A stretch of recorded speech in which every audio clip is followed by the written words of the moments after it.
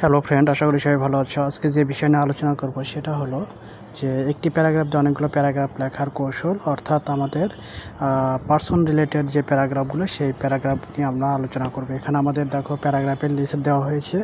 তোমরা যে কোনো পার্সন অর্থাৎ যে কোনো ব্যক্তির সম্পর্কে তোমরা এই ফরম্যাট দিয়ে প্যারাগ্রাফটি লিখতে পারবে। এখানে দেখো প্যারাগ্রাফের আমাদের ফরম্যাটটা দেওয়া হয়েছে। তোমরা অবশ্যই এই ফরম্যাট প্রথম থেকে শেষ পর্যন্ত দেখবে, কেউ টেনে দেখবে না, কারণ টেনে দেখলে বুঝতে পারবে না। আর হ্যাঁ বন্ধুরা, আর একটা কথা সেটা হলো যে আমাদের এখানে কিন্তু দেখো ব্র্যাকেট দেওয়া থাকবে, অর্থাৎ ব্র্যাকেটের স্থলে কিন্তু তোমার যে প্যারাগ্রাফটা তোমাদের লেখা প্রয়োজন সেই প্যারাগ্রাফটা তোমাকে লিখতে হবে।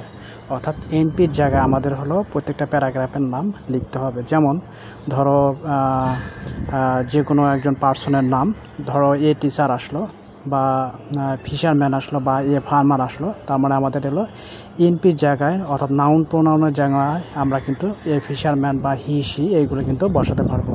অর্থাৎ আমাদের হলো প্যারাগ্রাফের নামটা আমাদের হলো এনপির জায়গায় লিখতে হবে। তো বন্ধুরা, অবশ্যই আমাদের চ্যানেলকে যারা সাবস্ক্রাইব করোনি এখনই সাবস্ক্রাইব করে নাও, এবং আমাদের ফেসবুক পেজ আছে, তোমরা চাইলে ফেসবুক পেজে জয়েন হতে পারো। দেখো পিএসসি জিএসসি এসএসসি সাজেশন, তো এইভাবে তোমরা সার্চে তোমরা ফলো দিতে পারো। সবাই ভালো থাকবে, আজকে এই পর্যন্তই, কথা।